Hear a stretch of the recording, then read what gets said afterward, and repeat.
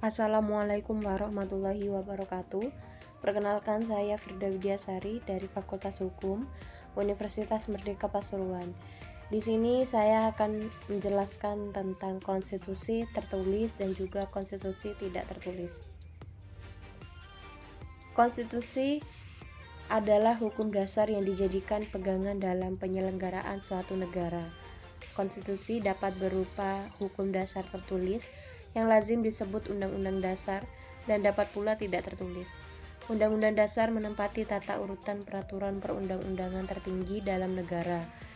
Dalam konteks institusi negara, konstitusi bermakna permakluman tertinggi yang menetapkan antara lain pemegang kedaulatan tertinggi, struktur negara, bentuk pemerintahan, kekuasaan legislatif, kekuasaan peradilan, dan berbagai lembaga negara serta hak-hak rakyat. Di Indonesia, konstitusi yang digunakan merupakan konstitusi tertulis, yaitu Undang-Undang Dasar Negara Republik Indonesia 1945. Dalam penyelenggaraannya, UUD 1945 telah mengalami 4 perubahan, yaitu pada tahun 1999, perubahan kedua pada tahun 2000, perubahan ketiga pada tahun 2001, dan perubahan keempat pada tahun 2002. Perubahan terjadi merupakan hasil dari pergolakan politik pada masanya. Perubahan konstitusi tidak hanya bergantung pada norma perubahan, tetapi lebih ditentukan oleh kelompok elit politik yang memegang suatu mayoritas di lembaga yang mempunyai kewenangan melakukan perubahan konstitusi. Sebuah negara yang menganut paham konstitusionalisme adalah sistem negara yang menjadikan konstitusi sebagai perwujudan hukum tertinggi. Indonesia merupakan negara yang menganut paham tersebut, sesuai yang dimuat dalam Undang-Undang Dasar tahun 1945, Pasal 1 Ayat 2, yang menyebutkan bahwa kedaulatan berada di tangan rakyat dan dilaksanakan menurut Undang-Undang Dasar.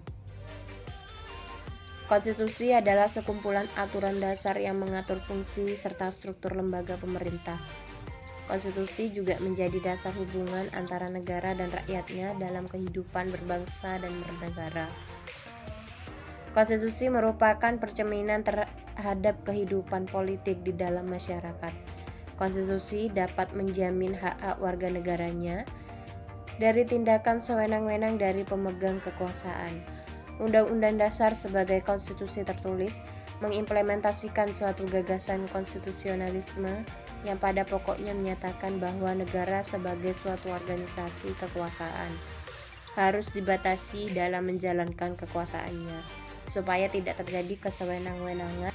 Konstitusi terdapat dua jenis, yaitu konstitusi tertulis dan juga konstitusi tidak tertulis.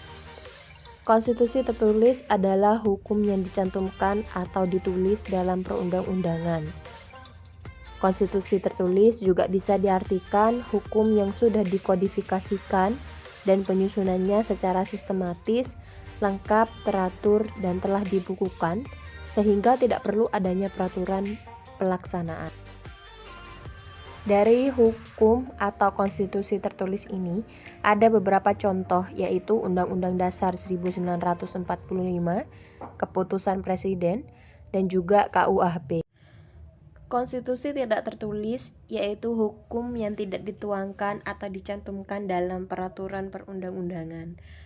Konstitusi tidak tertulis juga bisa diartikan hukum yang hidup atau berjalan dan tumbuh dalam kehidupan masyarakat atau adat, atau dalam praktik ketatanegaraan dan konversi.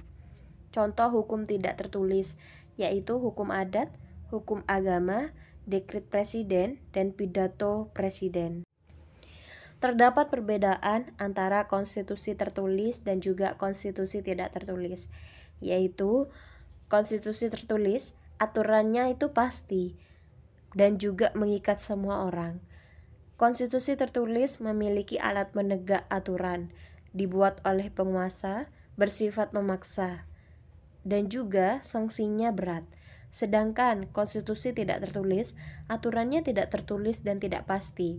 Ada atau tidaknya alat penegak hukum yang tidak pasti, dibuat oleh masyarakat, bersifat tidak terlalu memaksa, dan sanksinya ringan. Sekian penjelasan materi dari saya. Terima kasih. Wassalamualaikum warahmatullahi wabarakatuh.